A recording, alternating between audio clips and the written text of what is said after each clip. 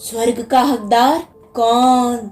मरने के बाद स्वर्ग के द्वार पर 4 व्यक्ति खड़े थे। इन 4 व्यक्तियों में पहला राजा था, दूसरा एक बिजनेसमैन, तीसरा पंडित और चौथा एक आम आदमी मजदूर था।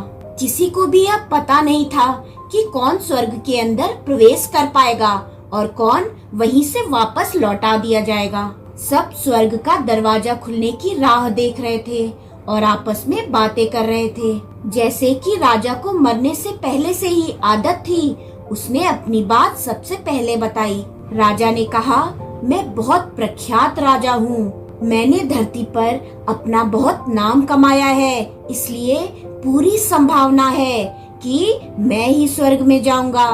फिर व्यापारी ने अपनी बात सामने रखी। वह बोला, मैंने धरती पर खूब धन कमाया और उस धन से मैंने सैकड़ों लोगों की मदद की, इसलिए मैं ही स्वर्ग का हकदार हूँ। अब बारी थी पंडित की, तो पंडित ने मुंह खोला और सबको यह कहा, चाहे तुम जो सोच लो, लेकिन यह बात तो तय है कि स्वर्ग के दरवाजे खुलेंगे तो मेरे लिए ही। सब जानते हैं कि पंडित दिन रात भगवान को याद करते हैं, इसलिए स्वाभाविक है कि स्वर्ग में पंडित का स्वागत किया जाए। जब सबने अपना अपना पक्ष रख दिया, तब सबकी नजर उस मजदूर पर थी जो चुपचाप अपनी नजरें नीचे झुकाए बिना कुछ बोले वहीं पर खड़ा रहा। स्वर्ग का दरवाजा खुला और वहाँ पर एक देवदूत आकर खड़ा हो गया। देवदूत के हाथों में एक पुस्तक थी जिसमें इन सभी के कर्मों के बारे में लिखा हुआ था। देवदूत ने सबसे पहले राजा को अपने पास बुलाया और उसको पूछा, तुम बताओ, तुमने अपने जीवन में क्या क्या अच्छे कर्म किए हैं? मैं उन्हें इस पुस्तक में देखकर फैसला करूंगा कि तुम्हें अंदर आने देना है या नहीं। राजा ने कहा, मेरा राज्य जितना बड़ा था उतना ही समृद्ध था और मेरे राज्य के सभी लोग खुशहाल थे। सभी बड़े आनंद से रहते थे। मैंने उन्हें कभी भी किसी भी चीज की कमी नहीं होने दी। यही मेरे अच्छे कर्म हैं। देवदूत ने अपनी पुस्तक में देखा और देखने के बाद राजा से कहा, तुम सच बोलते हो। तुमने अपने राज्य की प्रजा को बहुत सुखी रखा था, लेकिन तुमने अपने राज्य की सीमा बढ़ाने के लिए जितने युद्ध किए थे, उन युद्ध की वजह से हजारों सैनिकों ने अपनी जान गंवा दी थी। उन हजारों सैनिकों के परिवार के दुख का कारण तुम बने थे, इसलिए तुम स्वर्ग में नहीं आ सकते। अब बारी थी व्यापारी की। व्यापारी से जब देवदूत ने पूछा कि तुम्हारे अच्छे कर्म क्या हैं, तब व्यापारी ने उससे कहा, मैंने सैकड़ों लोगों को खाना खिलाया है, कई आश्रमों में दान दिया है, कई निराश्रित लोगों के लिए घर बनाकर दिया है। यह मेरे अच्छे कर्म हैं।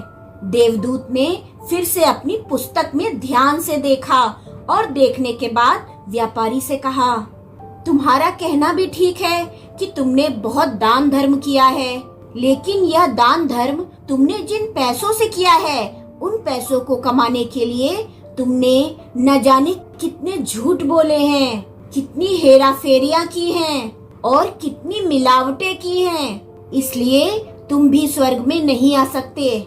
जब पंडित से यही सवाल किया गया, तो पंडित ने बड़े ही आत्मविश्वास के साथ कहा, मैंने अनगिनत लोगों को ज्ञान दिया है, हजारों यज्ञ और पूजाएं की हैं और दिन रात भगवान का जाप किया है। इससे अच्छे कर्म और क्या ही हो सकते हैं। देवदूत ने अपनी पुस्तक के अंदर झांक कर देखा और पंडित से कहा, आपने जितने भी लोगों को जो भी ज्ञान दिया है, उन बातों पर खुद कभी अमल नहीं किया। आपने यज्ञ, पूजा या भगवान का नाम निस्वार्थ भाव से कभी नहीं लिया, इसलिए आपका भी स्वर्ग में आना प्रतिबंधित है। मजदूर यह सब देखकर हैरान था। वह अब तक जिन्हें महान समझता आ रहा था, उनकी व्याख्या स्वर्ग के दरवाजे पर आकर बदल गई थी। धरती पर जिन कामों को अच्छा समझा जाता है उनका यहाँ पर कोई मूल्य नहीं था। यमदूत ने जब इस मजदूर को अपने पास बुलाया और इससे पहले कि वह उससे उसके अच्छे कर्मों के बारे में पूछता, मजदूर बोल पड़ा, प्रभु, मैं जानता हूँ कि मैं भी स्वर्ग में आने के लायक नहीं हूँ, लेकिन मैं फिर भी एक बार बाहर से ही स्वर्ग को झांक कर देखना चाहता हूँ। बस इससे ज्यादा मेरी कोई इच्छा है ही नहीं, क्योंकि ऐसी इच्छा पालने के लिए मैंने जीवन में कुछ भी नहीं किया है। मैं पूरा दिन मेहनत करता और जो भी पैसे कमाता उन्हें अपने परिवार के पालन पोषण में खर्च कर देता, इसलिए दान धर्म के लिए कुछ बचता ही नहीं। लोगों की भला मैं क्या सेवा करता, क्योंकि काम के बाद जो थोड़ा सा समय मिलता उसको अपने ही बूढ़े माँ बाप की सेवा में बिता देता।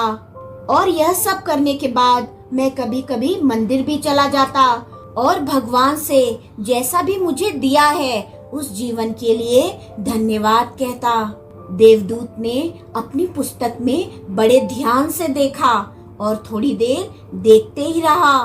फिर उसने मजदूर से पूछा, तुम याद करके बताओ, तुमने कभी तो कोई अच्छा काम किया होगा। मजदूर ने थोड़ी देर सोचने के बाद बोला, हाँ, मुझे थोड़ा थोड़ा याद है। एक बार मैं बहुत भूखा था और मैं खाना ही खाने बैठा था कि एक बहुत ही कमजोर कुत्ता जो ठीक से चल भी नहीं पा रहा था, वह मेरे पास आ गया और मेरे खाने को देखने लगा। तब मैंने अपनी रोटी उसे खिला दी थी और उस दिन मैं खुद भूखा सोया था। मजदूर की बात सुनने के बाद देवदूत मुस्कुराया और मजदूर को बड़े सम्मान से स्वर्ग के अंदर लेकर गया।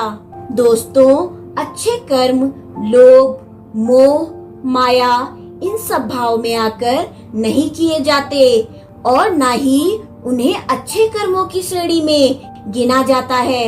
निस्वार्थ भाव से किया गया एक ही अच्छा कर्म भी आपके जीवन के सारे पाप धोने की शक्ति रखता है।